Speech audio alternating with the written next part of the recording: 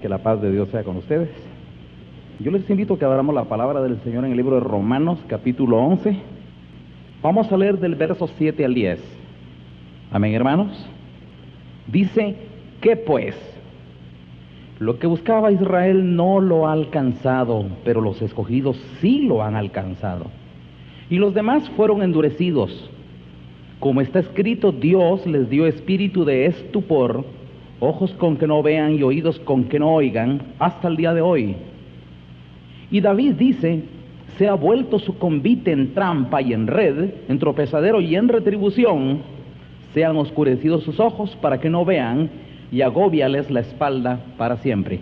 Amén y amén. Esto que acabo de leer ahorita en esta mañana, hermanos, es una de aquellas verdades tan tremendas de la palabra de Dios, tan profundas, tan tremendas, que aunque yo pueda darme cuenta, hermanos, con mis ojos que alguien está cayendo precisamente en este error, y yo se lo diga cara a cara, yo sé que no me lo va a entender. No me lo va a entender si Dios no se lo quiere hacer entender. Y así yo se lo muestre claro y él me diga, ¡hala, qué tremendo! Y se impresione por lo que yo le voy a decir, pero no va a cambiar. Porque eso solo un milagro lo puede hacer, y espero, hermanos, en esta mañana que Dios haga ese milagro. Porque yo sé que hay muchos hermanos que sí de veras necesitan esto. Y quiero ir a cosas muy prácticas y muy sencillas. Lo que este pasaje dice, ya lo voy a explicar en detenimiento y con análisis, pero lo que este pasaje está mostrando, hermanos, es que Dios le dijo a Israel que sus cultos, su templo y su religión y todas sus piedades se iban a convertir en la trampa que los iba a condenar. Oiga, qué tremendo esto, hermanos. Y lo mismo está pasando hasta el día de hoy. Muchas personas, hermanos, su religión, aunque sea cristiana, aunque usted me diga, pero es que ¿cómo puede ser? Si usted no lo entiende es otra cosa, pero estoy tratando de decirles una verdad escrita en la Biblia. La religión para muchos, hermanos, la iglesia misma, se les convierte, hermanos, en una gran trampa a muchos. Porque muchos piensan que solo por el hecho de estar dentro de la iglesia ya alcanzaron algo, y aquí dice, y no han alcanzado nada. No han alcanzado nada, porque hay muchas personas, hermanos, que llegan a la iglesia y tienen una función en grupo. Digamos, junto con la iglesia hacen un montón de cosas, pero personalmente no hacen nada. Y ahí está el problema, esa es la trampa. Que muchos hermanos se les engaña el corazón porque forman parte de la organización y ahí se mueven y hacen para acá, pero a título personal no tienen piedades. No hacen buenas obras, no tienen sentimientos personales, no hay amor, no hay afecto, no hay algo personal. Hay muchas personas, hermanos, que públicamente reconocen, yo reconozco que el hermano Héctor es un siervo de Dios, y públicamente pueden reconocerlo, pero a título personal nunca me reconocen como pastor. Óiganme esto. Esta es una verdad, hermanos. Es la más tremenda de todas las verdades que usted me oiga. Hay muchas personas, hermanos, que de veras están muy lejos del reino de Dios. Son capaces, hermanos, de funcionar dentro de una organización cristiana, pero no funcionan dentro del reino, donde se requiere, hermanos, una identificación muy personal. Las vírgenes insensatas, hermanos, son tan insensatas que estas, hermanos, entre la masa, entre el grupo, entre todas, ahí son contentas, son valentonas y tienen lámpara, pero a título personal salen y no tienen luz. Estos, hermanos, se ve que se apoyan más en los demás y no en Dios. Estas vírgenes insensatas luego corren a las prudentes, dadnos de vuestro aceite, porque se ve que son personas que se apoyan en la carne de otros. Y vienen las prudentes, hermanos, vaya que sí son prudentes, y les dicen, no podemos darles. Reconocen su papel y les dicen a las insensatas, vayan ustedes directamente con el que vende. El suministro de aceite es personal, Dios no lo da. Aquí le voy a dar aceite a toda la iglesia. No, hermanos, miren, el aceite puede estar cayendo aquí a todos y usted no agarra nada. El aceite puede que se esté derramando y usted no agarra nada, ni un tambo, nada. Porque es personal, hermano, vuelvo a repetir. Aquí la palabra puede ser muy ungida. Y usted puede estar escuchando una palabra que contenga mucha revelación, mucho conocimiento, mucha profundidad, mucha administración del Espíritu. Eso de que la palabra que está siendo predicada tenga mucho espíritu, tenga mucha unción, tenga mucho de Dios, eso no le garantiza que usted a título personal, hermanos, esté recibiendo algo, porque eso es algo muy personal. Y quiero recalcar en esto, hermanos, miren, les estoy diciendo que esta es una verdad tan grande que aunque usted en esta mañana me diga, ala, qué tremendo, hoy lo entiendo. Gracias a Dios si lo entiende, pero no me alegra tanto eso. Me va a alegrar hasta que yo vea realmente a usted cambiar, porque ahí está lo difícil. El problema, hermanos, es cuando uno comienza a sentirse parte de algo cuando realmente no lo es. Hay muchas personas, hermanos, que se sentirían diáconos si se les da un nombramiento y se les dice, hermano, lo vamos a nombrar diácono, pase aquí al frente, hermanos, miren, este que está aquí es diácono. ¿Y qué tal, hermanos, que algún día lo reconozcan a usted como diácono sin que pase al frente? ¿No sería mejor eso? Yo le voy a contar un testimonio personal, no lo voy a hacer con jactancia de ninguna índole, hermanos. Y Dios es testigo que no miento. Los hermanos que estuvieron conmigo en la religión no me van a dejar mentir tampoco. Cuando yo estaba en la religión, hermanos, el mismo pastor de la iglesia, hermanos, el mismísimo pastor que estaba al frente de esta religión, ¿saben, hermanos, cómo me llegaba a saludar? Saludaba a todos, y aunque yo estaba ahí en el grupo, él a mí me dejaba siempre de último. No me daba la mano así y se pasaba para otro lado, y siempre me dejaba de último. Yo no sé si lo hacía intencional o por qué lo hacía, pero yo tenía mucho trabajo dentro de la iglesia, hermanos. A nivel de religión, por supuesto, pero siempre que él se dirigía a mí, antes de darme la mano me miraba un rato así en serio. Primero me apretaba la mano, eso era una dinámica, ya casi siempre lo hacía. Y me daba la mano y me apretaba. Siervo de Dios, me decía. Él lo decía. Siempre lo dijo, siempre. Y le voy a contar algo, hermanos. Dentro de la sociedad de señoras que había ahí dentro de esta iglesia, mi mamá era miembro de esta sociedad. A mi madre siempre le llegaban a decir, mire, doña Amanda, dígale a Héctor, por favor, que visite a mi hijo que anda descarriado. Yo tenía una moto, hermanos, y agarraba. Iba a visitar a los hijos de las señoras. Hacía una obra personal, me gustaba hacerlo.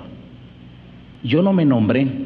Y cuando yo me di cuenta que estaba haciendo un trabajo pastoral, hermanos, yo me asusté. Y créanme que pegué un menudo susto, hermanos, cuando yo dije, Dios mío, ¿qué estoy haciendo yo? Pero si ese es trabajo del pastor, ¿qué hago yo? Ese es un trabajo del pastor. ¿Por qué estoy haciendo yo lo que debería ser el pastor? Entonces yo me sentí muy mal. Yo dije, no, yo siento que estoy tomando una función que no es la mía. Y yo me traté de replegar. Yo dije, ya no, mamá, dígale mejor que hablen con el pastor. Yo me siento muy mal. Yo no quiero ser pastor. Yo aborrezco ser pastor. Yo no quería ser pastor, hermano. Yo quería sacar la carrera de la universidad. Yo quería hacer dinero. Yo quería pasear. Yo quería muchas cosas de esta vida. Yo lo que menos quería era estar parado atrás de un púlpito. Créanme que a esto yo le huí toda la vida, hermanos. Honestamente les digo, nunca quise esto. Sentía que esto no era para mí. Sin embargo, hermanos, ahí en la iglesia, hermanos, todos me reconocían y me miraban y me trataban como que yo fuera el pastor y me pedían, y yo hacía una obra de pastor y yo no era el pastor y no quería hacerlo. Y el mismo pastor de la iglesia me reconocía. Y miren, hermanos, yo le anduve huyendo a eso, pero sin embargo, vuelvo a repetir, sin quererlo, hermanos, yo comencé a hacer una labor de pastor. Hacía una labor pastoral. Yo dije, no lo voy a volver a hacer, pero volví a hacerlo. No pude evitarlo, lo volví a hacer.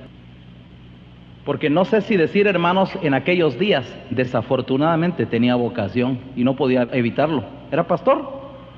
Y los demás me miraban como pastor, aunque yo no quería hacerlo. Pero como tenía vocación, muchos hermanos serían diáconos solamente si se les pasa al frente y se les pone un gafete y se les dice, miren, hermanos, este que está aquí al frente, este va a ser diácono de aquí en adelante.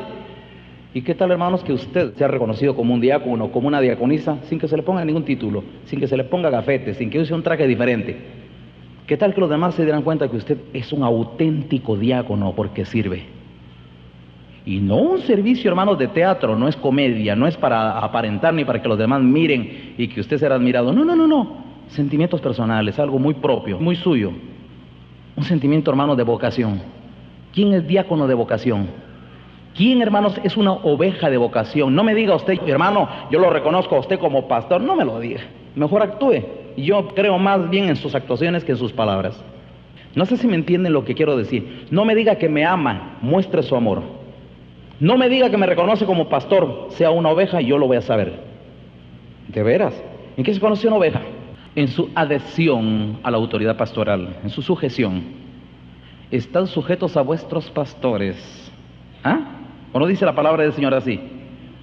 Obedeced a vuestros pastores y sujetaos a ellos, porque ellos velan por vuestras almas, como quienes han de dar cuenta. Y vaya que así es, hermanos, y ese es el compromiso que siente un verdadero pastor de Dios. Siente el compromiso como quien tiene que dar cuenta de cada uno. Por eso es que a veces, hermanos, si ustedes quieren verlo así, a veces nos entrometemos un poquito más en los intereses suyos, que no debieran ser tan personales. Imagínense, hermanos, que usted venga aquí a la iglesia y usted diga, no, es que yo quiero tener una vida privada, yo quiero que no se metan mucho en mi vida. La pregunta, hermanos, es, ¿podrá tener vida independiente o vida muy privada, hermanos, algún miembro del cuerpo? El dedo podrá decir, yo quiero que el cerebro de aquí en adelante no se meta mucho conmigo, yo quiero hacer algunas cosas que no quiero que se metan conmigo, hay cosas muy mías, yo quiero que no se meta nadie conmigo.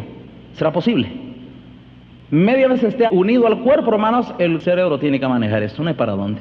No puede tener una relación interpersonal.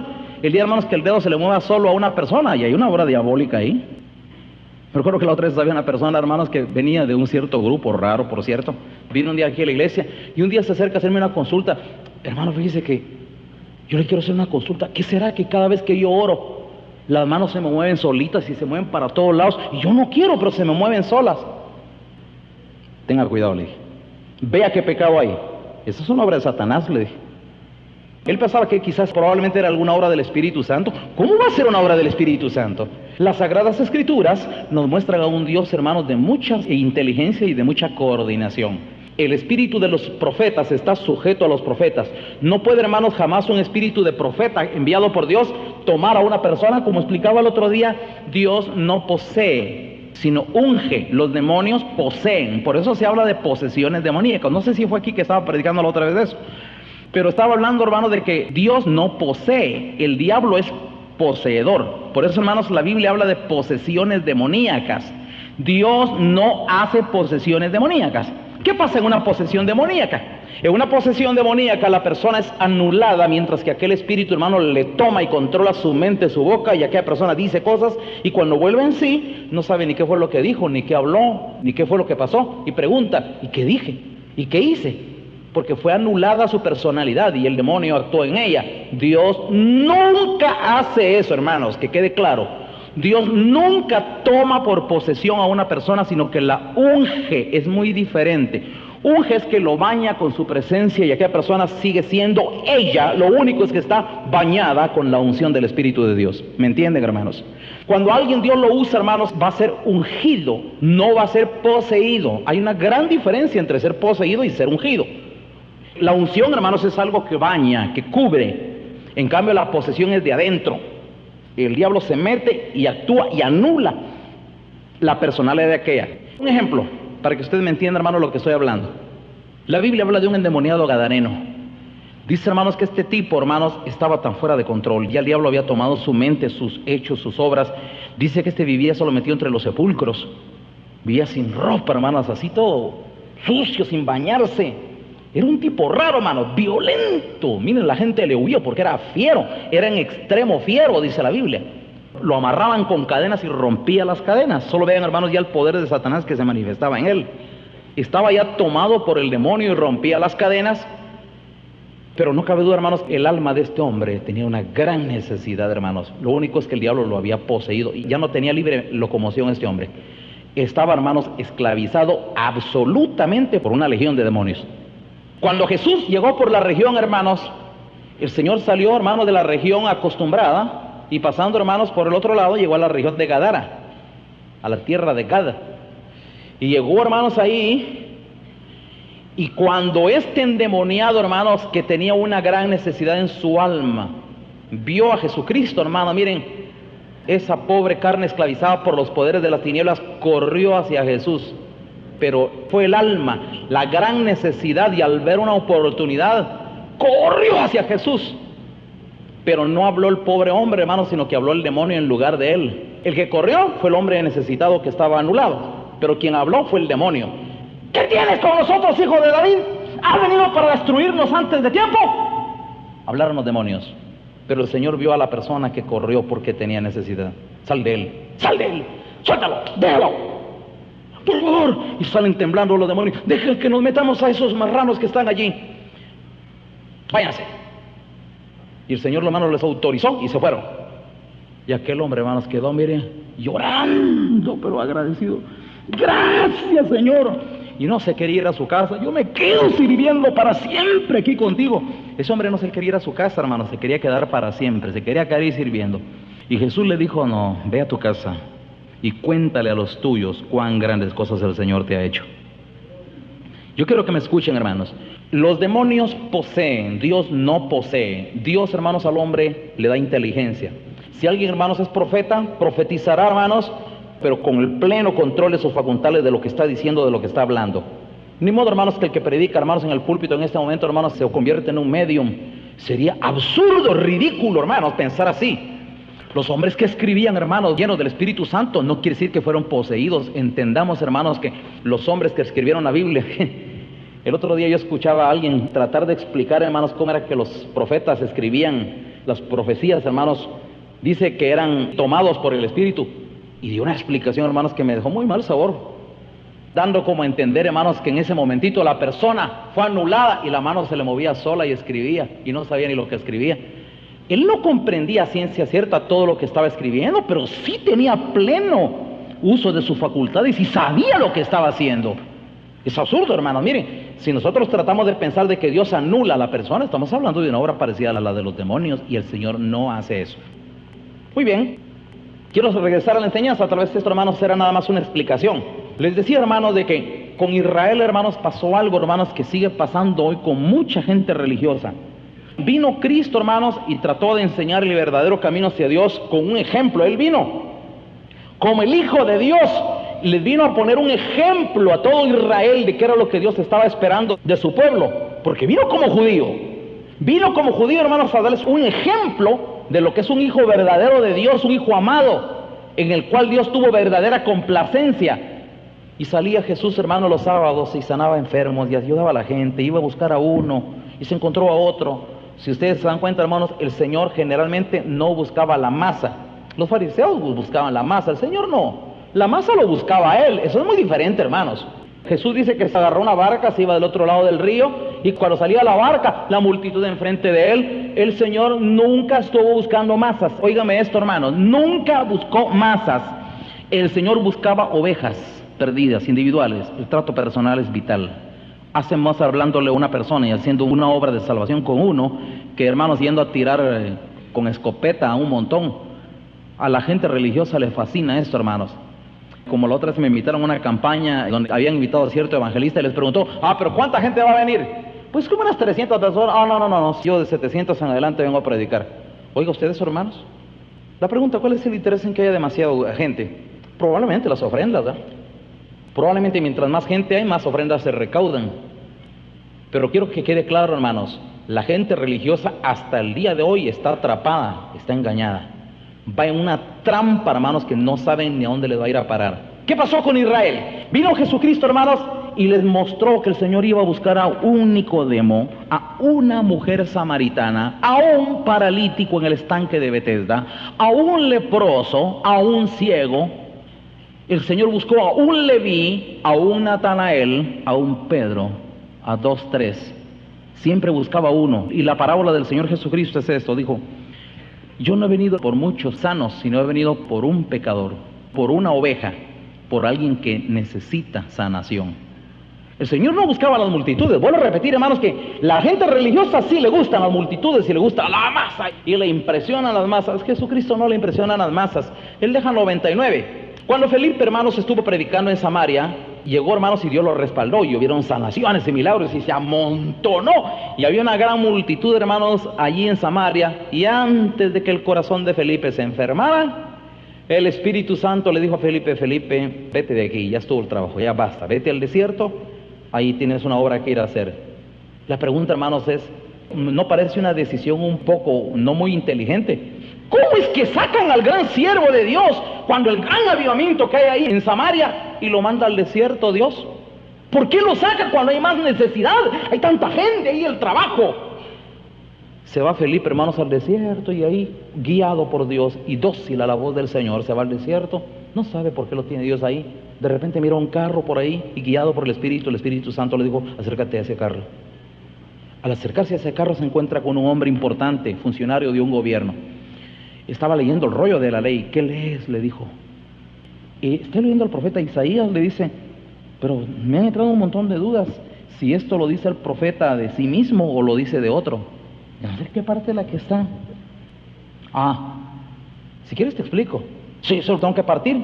Vamos. Y se subieron al carro y en el camino se fue compartiéndole. Fue tocado por Dios al oír predicarle a Felipe, que estaba tan lleno de Dios, y le dijo: mira, ¿a qué me conmueve esto? Mira, ahí hay agua. ¿Será que puedo ser yo bautizado?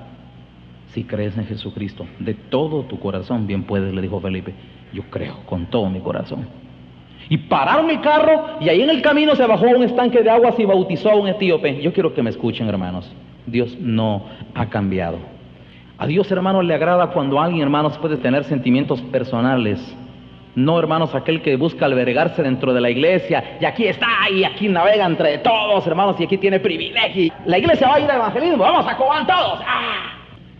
No le impresiona eso a Dios, hermanos, ni creo usted que se está haciendo grandes puntos con eso. Es su trabajo personal. Yo no sé qué hace usted con su familia. Yo no sé qué hace usted con sus compañeros de trabajo. Ahí tiene gente cerca. Yo no sé qué hace usted con los que tiene a la par. Quizás usted con los que estudia jamás le habla de Cristo, se avergüenza de Él. Quizás usted con su familia nunca ha puesto un testimonio, pero digno de Dios, que honre las convicciones del Señor. Su familia se ríe de usted y se burla. ¡Hala! Como esos locos ahí, dejan morir a sus hijos. Si usted tuviera unas convicciones de peso, le aseguro que no dirían eso de usted. Respetarían y se darían cuenta, hermanos, las grandes virtudes que corren a través de un verdadero hijo de Dios. De veras, hermanos. Pero vuelvo a repetir, hermanos, muchos hermanos les gusta la actividad, hermanos, si es así en grupo. Entre grupos, vamos todos allá, qué bonito, vamos para allá, ahora para acá, hagamos esto, vamos allá. A muchos les fascina, hermanos, les fascina el grupo. Jesucristo muchas veces dejaba a sus propios discípulos, los dejaba solo, agarraba una barca, se iba solo, buscaba muchas veces estar solo. Jesús lo hacía con mucha frecuencia, hermanos, más de lo que usted se imagina. Lea la Biblia y se va a asustar. Frecuentemente buscaba estar solo. La soledad lo acercaba a Dios. La soledad muchas veces lo acercaba, hermanos, a una reflexión profunda y verdadera. Esto lo llevaba, hermanos, a hacer una obra personal. No es lo mismo, hermanos, que usted diga, como un día me dijo un muchacho que yo le estaba compartiendo: ahí en nuestra iglesia hacemos buenas obras, ahí entre todos juntamos dinero y le damos a los pobres una vez a la semana, le damos una su canasta familiar. Pero vos, a título personal, ¿qué haces? Le digo. ¿Qué buena obra haces vos? Le digo. Eso lo hace la iglesia. Y vos das alguna ayuda, pero vos ya a título personal, ¿qué haces vos? Te preocupás de los pobres ya a título personal. Es que, hermanos, el día del juicio, hermanos, el Señor no va a decir: bueno, que pase a la iglesia, haga, pero ahorita la voy a juzgar. No va a decir eso nunca. Y si alguien piensa que así va a ser la cosa, deje de soñar. Esto, hermanos, trae una bendición aquí mientras estamos en la tierra. Pero el día del juicio, hermanos, el Señor llama a cada quien con su nombre.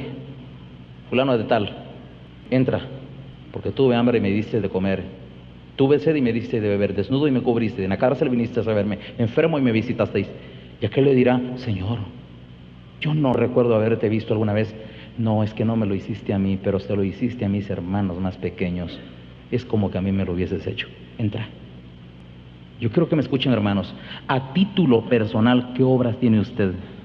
¿Qué hace usted ya en lo personal? Mi pregunta, hermanos, ¿es usted diácono del grupo? ¿Es diácono usted de la organización? ¿O es diácono usted ya a título personal? ¿Es usted un obispo, un obrero de Dios a título personal? ¿O nada más le gusta la apreciación pública? Porque la característica de los fariseos, casualmente, hermanos, ahí está, les gustaba, hermanos, el exhibicionismo, les gustaba el show.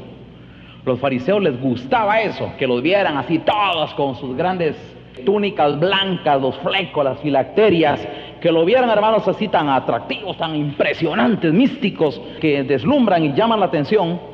A la gente le gusta eso, hermanos. A la gente le gusta el púlpito, le gustan las prédicas detrás del púlpito. ¿Quién, hermano, le gusta y se interesa, hermanos, por corregir a alguien? ¿Quién se interesa, hermanos, en ayudar a alguien y exhortarle y amonestarle su mala conducta? ¿Quién se interesa en trabajar en la vida personal de alguien y enseñarle que lo que está haciendo no es correcto?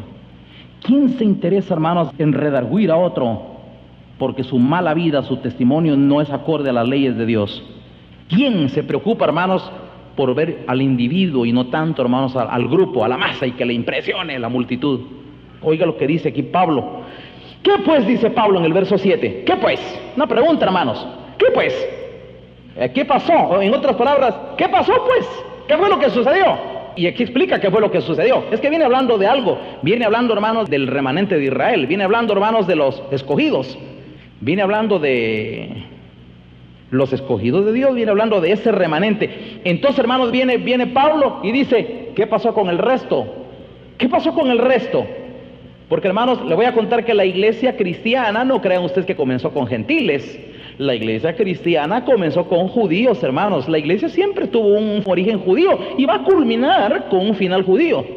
Pero oigan ustedes lo que pasó, hermanos, con Israel. El Señor Jesucristo escogió 12 judíos. Después de haber escogido 12 judíos, el Señor, hermanos, se fue y les decía a sus discípulos, vayan primero a las ovejas perdidas de la casa de Israel. Llevaban órdenes precisas de que buscaran judíos, no gentiles. Por eso es que un día, hermanos, que el Señor Jesucristo, un día visitando todos los contornos de Israel, porque el Señor no salió fuera de Israel, vino a su pueblo, a los suyos vino. Pero en eso una mujer se le coló por ahí, pasó la frontera y se le metió. Y, Señor, mira que mi hija está gravemente atormentada. Y era una mujer sirofenicia, no era judía. Y vino Jesús y le dijo, no está bien quitar el pan a los hijos y darlo a los perrillos. No es una ofensa, hermanos, era una verdad. El Señor Jesucristo no había venido para dar el mensaje a otros, solo a su pueblo. Y aquella mujer, hermanos, viene y dice, Señor, pero si hasta los perrillos comen migajas. La dice, Señor, grande es tu fe, mujer, le dijo, conforme tu fe te sea hecho. Esto muestra, hermanos, que nuestro Dios es bueno, que el Señor es bueno a pesar de todo. Pero Él venía por Israel y le dio instrucciones a sus discípulos que fueran a las ovejas perdidas de la casa de Israel. Y les dijo, vayan a los judíos. Tengo otras ovejas, ellas también van a oír, pero como que dicen no es el tiempo ahora, más adelante van a oír. Esos eran los gentiles. Ya el Señor ya le había echado los ojos a Pablo, ya el Señor sabía qué iba a hacer con los gentiles, pero en este momento tenemos que ir a las ovejas perdidas de la casa de Israel. Y el Señor, hermanos, escogió 12 y después, hermanos, fueron 144. Y miren, hermanos, ¿cuántos recibieron el bautismo del Espíritu Santo? Fue un grupo pequeño los que recibieron el Espíritu Santo. Luego viene Pedro y predica, hermanos, allá después cuando el Espíritu Santo se derrama. Y luego comienzan que 4,000 y todos, pero todos judíos. Y uno que otro por ahí, tal vez que prosélito.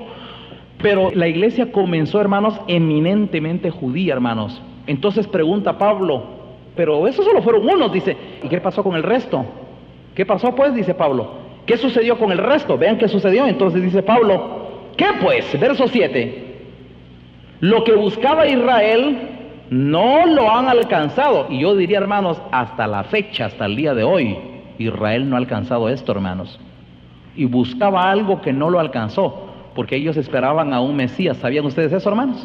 ¿Sabía usted que cuando Cristo vino, hermanos, la necesidad de un Mesías era tan fuerte en todo Israel? Ellos esperaban un Mesías. Lo único es que no aceptaron al que Dios mandó. Por eso desecharon la piedra, los edificadores desecharon la piedra, ¿eh? Pero ellos, la necesidad de un Mesías ya estaba, hermanos. Eso era una necesidad ingente en Israel. Ahí sí que, hermanos, había la necesidad de un Mesías, pero no lo hallaron. Cristo vino y lo menospreciaron, no les pareció que esa era. Dijeron, no, esta no es la piedra, este es otro.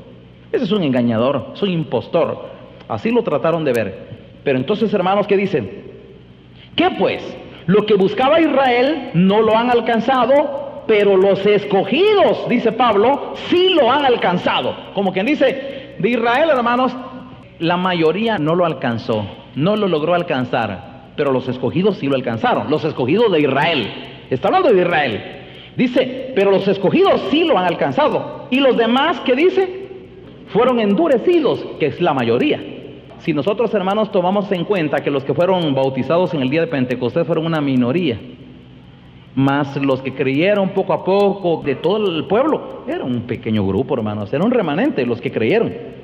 Pero dice, y los demás fueron endurecidos. Verso 8, ahora escucha, hermanos, qué fue lo que sucedió y oye el juicio de Dios, como está escrito, y esta profecía la dio David. Como está escrito, Dios les dio un espíritu de ¿qué? Estupor.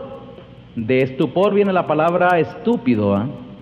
Es embotamiento, cerrado, no entra aquí. Cuando alguien, hermano, no le entra, no.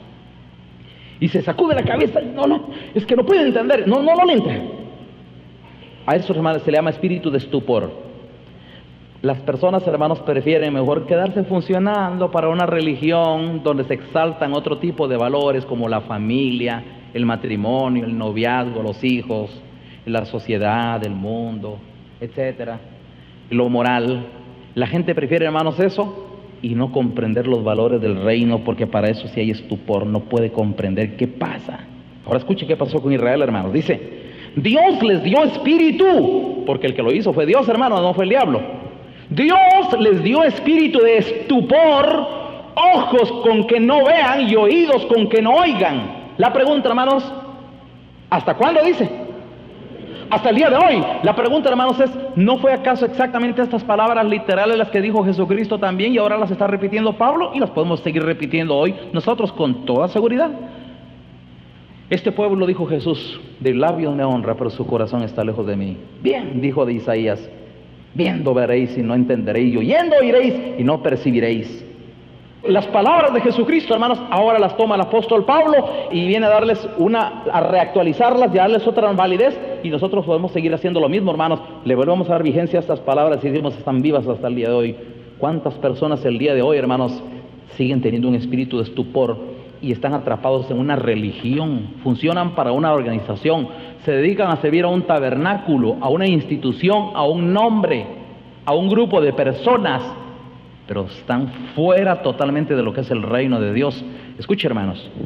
Entonces dice, vuelvo a leer el verso 8. Como está escrito, Dios les dio espíritu de estupor, ojos con que no vean y oídos con que no oigan hasta el día de hoy. Y David dice, se ha vuelto su convite en trampa y en red, en tropezadero y en retribución. Me tengo que explicar esto, lo he explicado un montón de veces, hermanos, pero es que, hermanos, a mí sí me impresiona cada vez que leo esta profecía.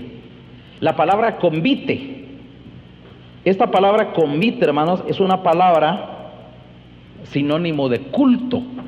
Es lo mismo que decir culto, lo mismo que decir culto. Por eso, hermanos, es que los primeros cultos de los cristianos, ¿saben ustedes cómo se llamaban, va? Ágapes. ¿Y saben ustedes qué quiere decir ágape, va? La palabra ágape en griego quiere decir, hermanos, convite de amor. ¿Qué le parece? O fiesta de amor, ¿va? Pero más apegado a lo literal del griego, es convite de amor. Que es culto, es lo mismo, hermanos, eso es culto, es la fiesta, la celebración, nuestras reuniones, las asambleas, vuestras fiestas solemnes, etcétera, etcétera. Pero aquí, hermanos, se le está llamando convite. Entonces, hermanos, dice Pablo, se ha vuelto su convite. Escuche esto, hermanos, lo que profetizó David. Advirtió que a Israel sus cultos se le iban a convertir en trampas y en red. Qué palabras estas, hermanos, créanme que me impresionan demasiado, siempre me han impresionado. Dios advirtió, hermanos, que a Israel sus cultos se le iban a convertir en trampa, y más extensible, hermanos, a lo que está pasando hoy con la misma iglesia, que sus mismos cultos, hermanos, con todo y que hablan de Dios y la gran Biblia y tanta cosa, hermanos, son puras trampas, hermanos, puras trampas, y nos estamos acercando a uno de los más macabros cumplimientos, hermanos, de la profecía. Tremenda profecía. Cada vez, hermanos, la gente está más hundida en una trampa de religión, en un convite, hermanos, que no los va a salvar, que los lleva, hermanos, a una condenación segura. Mire cómo dice, hermanos, dice, se ha vuelto su convite en trampa y en qué. Las dos cosas hablan de lo mismo, ¿va? La red, hermanos, es la que utilizaban los antiguos cazadores para pescar animales incautos en el bosque. Se ha vuelto su convite en trampa y en red, en tropezadero y en qué. En retribución. Tropezaron con Cristo, y su misma religión, hermanos, se les está convirtiendo en trampa, en red, y están tropezando allí. Luego dice, hermanos, en el verso 10, se han oscurecido sus ojos para que no vean. Esto lo dijo David, hermanos, qué profecía. Se han oscurecido sus ojos para que no vean, y agóbiales, ¿qué dice? Es el espinazo para siempre. ¿Sabe usted, hermanos, qué es lo que agobia el espinazo? Las cargas, hermanos, las cargas del pecado, las cargas de Satanás, que muchos, hermanos, aún siendo cristianos, las cargan todavía. Jesús decía, venid a mí, los que estáis trabajados, ¿y qué?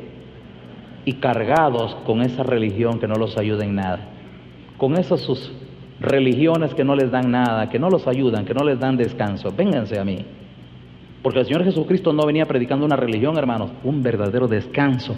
El que logra entrar al reino de Dios, hermanos, logró reposar de sus obras como Dios de las suyas. El que logra entrar al reino de Dios, hermanos, ¡ala! Miren, hermanos, encuentra por primera vez en su vida lo que es el descanso, una paz sin igual, un deleite, una delicia, hermanos. La felicidad, el bien, la transparencia, la luz. Nunca se va a sentir jamás mejor en su vida que cuando está dentro del reino, está dentro de la luz.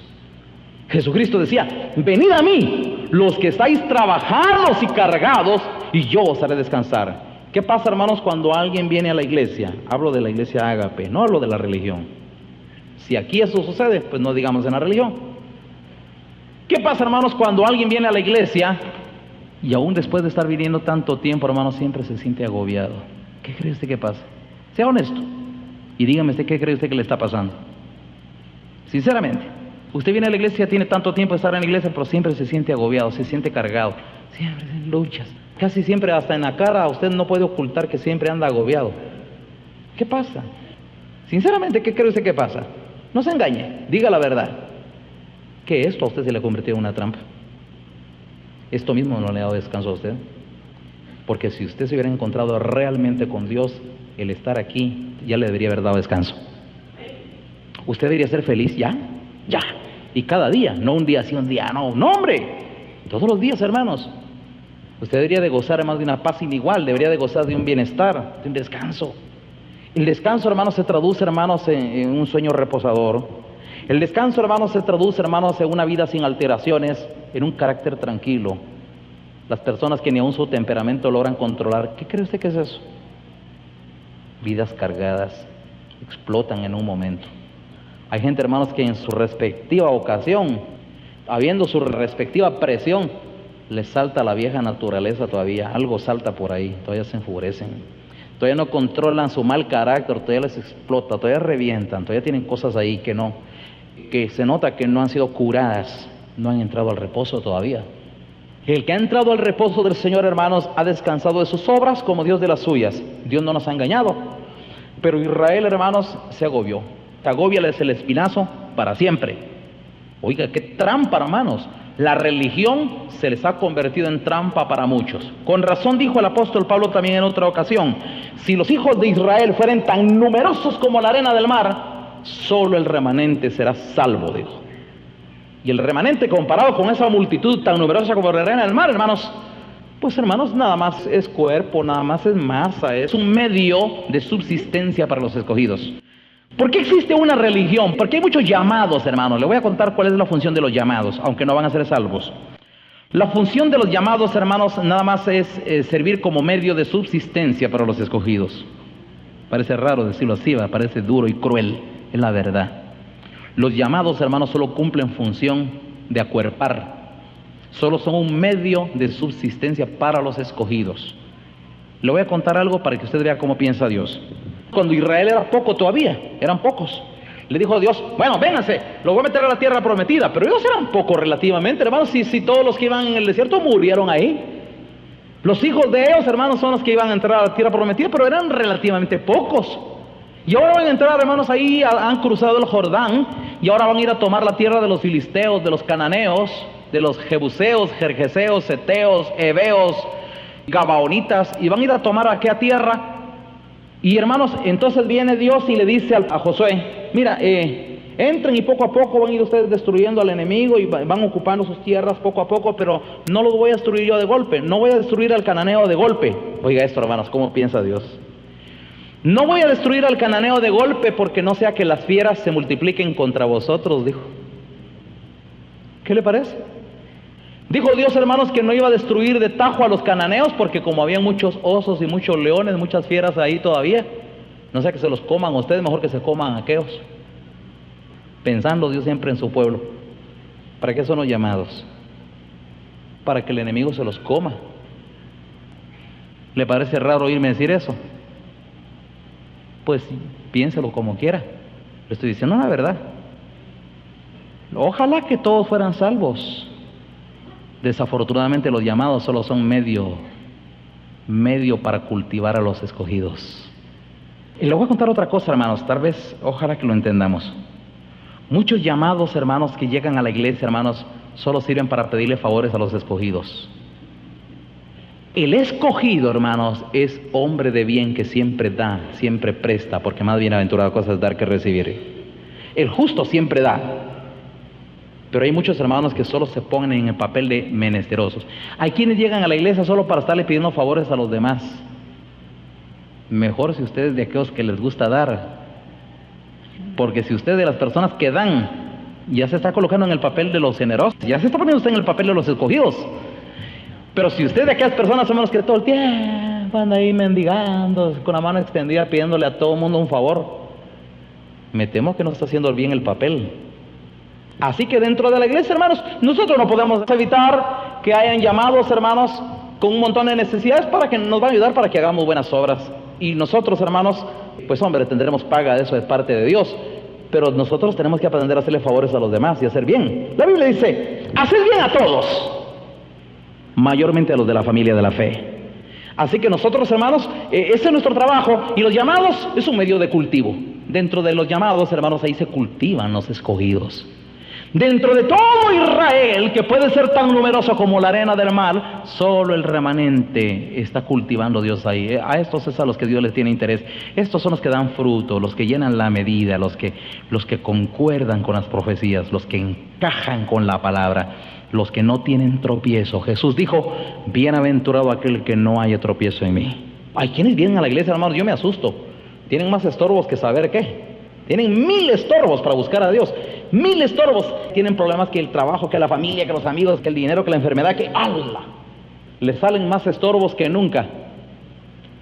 En cambio, la palabra de Dios dice, bienaventurado el que no haya tropiezo en mí. La bienaventuranza, hermanos, es aplicable a los escogidos. Los escogidos, hermanos, tienen el camino expedito. Dios, hermanos, ha preparado calzada para que caminen por ahí los redimidos de Dios. Dice, no subirá fiera por el camino.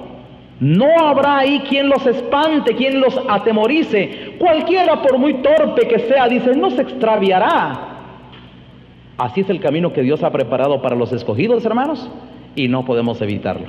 Entonces, Israel, ¿qué pasó, hermanos? Quedaron atrapados, hermanos, y su propia religión, sus cultos, se le convirtieron en trampa, y en red, y en prisión, para siempre. Ahora le voy a contar algo, hermanos. Si usted quiere encontrar más fundamento de lo que me está oyendo predicar, se los puedo dar. Si quieren, abramos rápidamente en el libro de Hebreos, capítulo 13. Dice el apóstol Pablo, aquí en el verso 10, esto lo he explicado un montón de veces, pero es que viene el caso, hermanos, y concuerda de una forma maravillosa con lo que estamos viendo. Aquí el apóstol Pablo, hermanos, nos explica que aquí está hablándole a la iglesia, aquí sí no le está hablando a Israel, le está hablando a la iglesia. Y ustedes se van a dar cuenta, hermanos, cómo hay muchas personas que se dedican aún dentro de la iglesia a servir a una organización, a un tabernáculo, y no al Dios vivo. Y aquí explica cómo se sirve al Dios vivo, ya lo van a ver, hermanos. Miren cómo dice, verso 10, tenemos un altar, dice Pablo, del cual no tienen derecho de comer, ¿quiénes? Los que sirven al tabernáculo, muchos, por cierto, hermanos, muchos les gusta servir a un tabernáculo, a una organización, les gusta servir, hermanos, a una institución. Porque los cuerpos de aquellos animales cuya sangre a causa del pecado es introducida en el santuario por el sumo sacerdote son quemados fuera del campamento. Por lo cual también Jesús dice, para santificar al pueblo mediante su propia sangre padeció fuera de la puerta. Y luego recomienda, salgamos pues a él fuera del campamento llevando su vituperio. Si alguien se quiere quedar sirviendo al Señor dentro del campamento, se va a encontrar con símbolos, con figuras, con las cosas que él tocó y muchas cosas, pero no se va a encontrar con él. No sé si me entienden.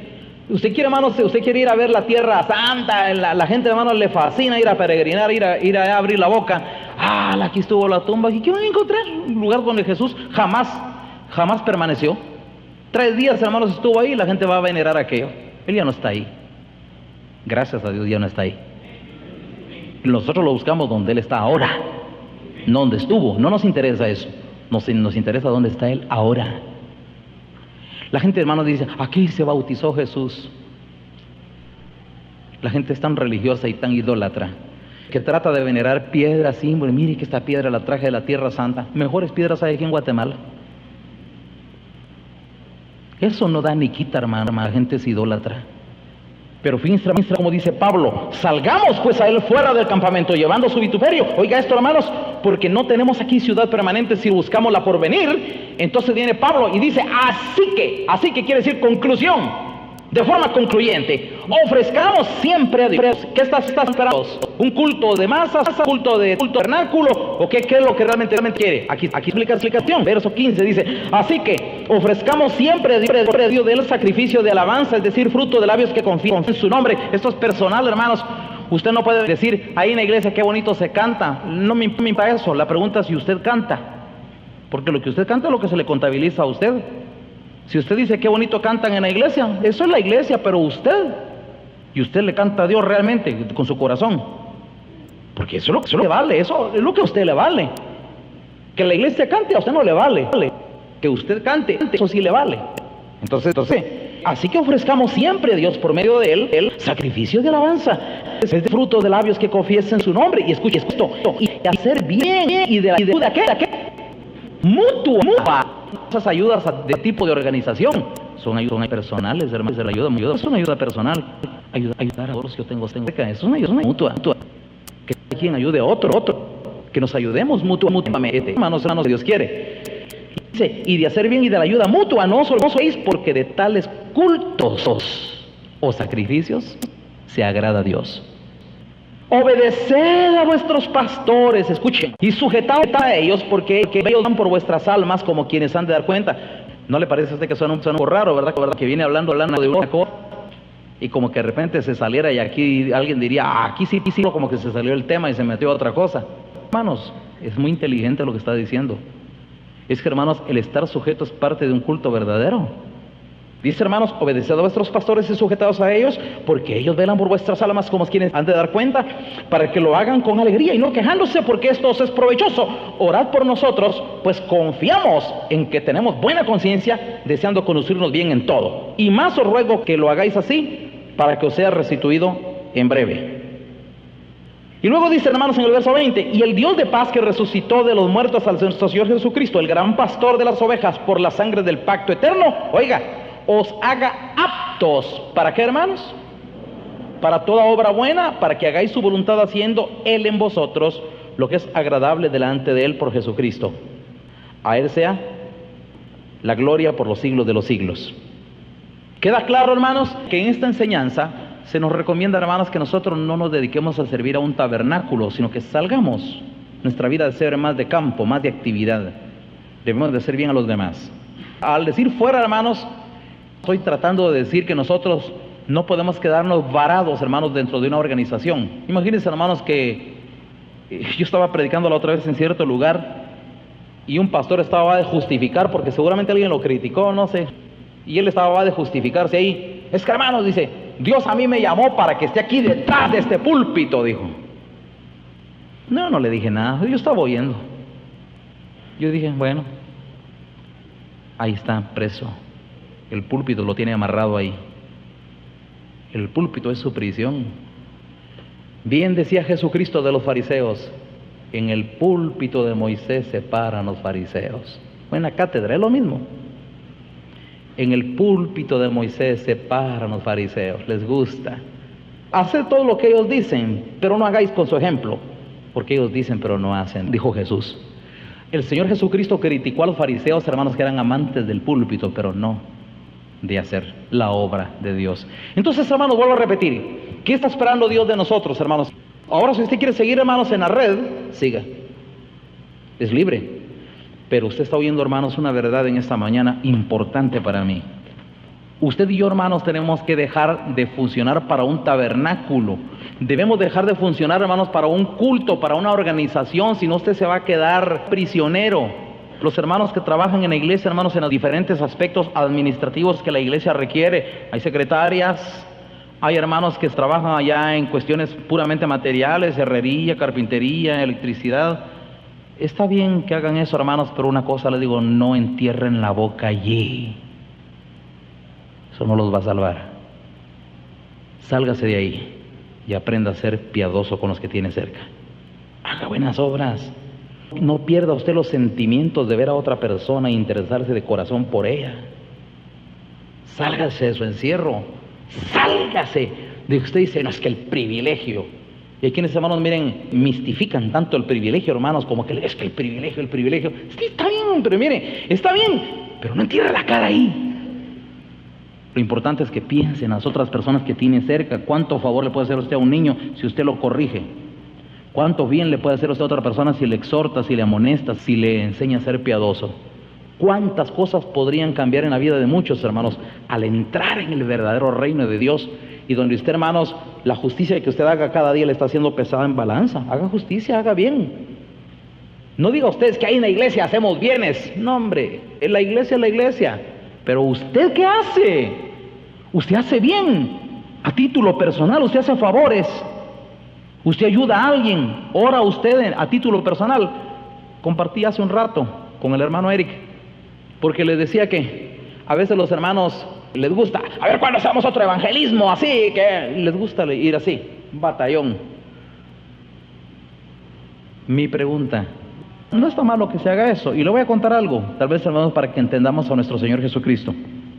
El Señor Jesucristo no buscaba a las multitudes le buscaban a Él. No le huía el Señor a predicarle a las multitudes, lo único es que no se las creía tampoco.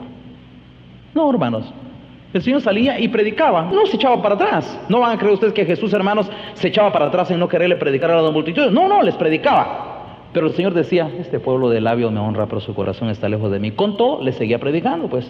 Aunque ella sabía que ellos, de oídos, este pueblo de labios me honra, pero su corazón está lejos de mí. El temor que dicen tener de mí es solamente un mandamiento de hombres que les ha sido enseñado. Y muchos creían en Él, dice en el libro de San Juan, capítulo 2. Viendo las señales que hacía, pero Jesús no se fiaba de ellos, conocía el corazón de todos. Nunca le impresionaron las masas ni creyó en los cambios masivos. Yo quiero que me entiendan, hermanos. Se cree en una persona. Mejor obra de evangelismo puede decir usted, hermanos, es que yo necesito salir, es que lástima que, así me decía una hermana, qué lástima que no fuimos las hermanas a compartir. Oiga lo que dice el apóstol Pedro. ¿Cuántas mujeres ganaron a otro solo por su buena conducta sujetas? Al ser sujetas se ganaron a otros para Cristo, más que si hubieran salido entre todo el montón, hablando lo que no vive. No sé si me entienden, hermanos.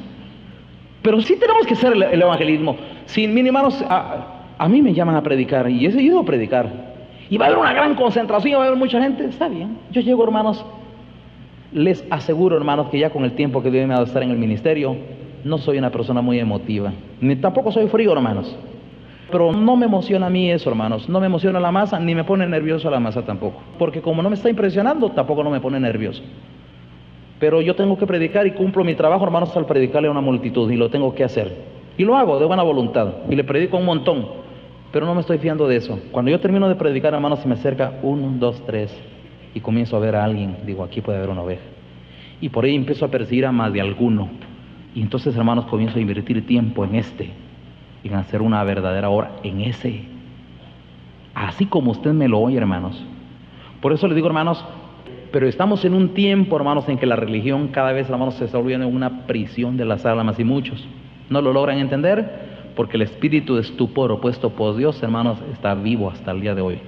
Muchos, hermanos, con todo y su gran religión y que creen que están haciendo la gran obra de Dios, están prisioneros de una religión a la cual sirven, al tabernáculo, a una institución, a una organización, y están esperando que se les dé el privilegio, hermanos, que alguien le ponga un gafete ahí, obrero, pastor, diácono. Nuestro Señor Jesucristo, hermanos, Él fue el más importante de todos los diáconos. ¿Saben cómo fue?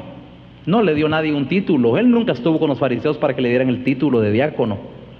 El Señor Jesucristo, hermanos, un día llegó a casa después de un largo camino. Ninguno se acomedía a servir, porque diácono quiere decir servidor. Y Jesús, hermanos, agarró un lebrío, una toalla, y le lavó los pies a sus discípulos. Qué diácono, hermanos, sin título, de hecho. Mi pregunta, hermanos, es: ¿usted quiere títulos? ¿Quiere un nombre?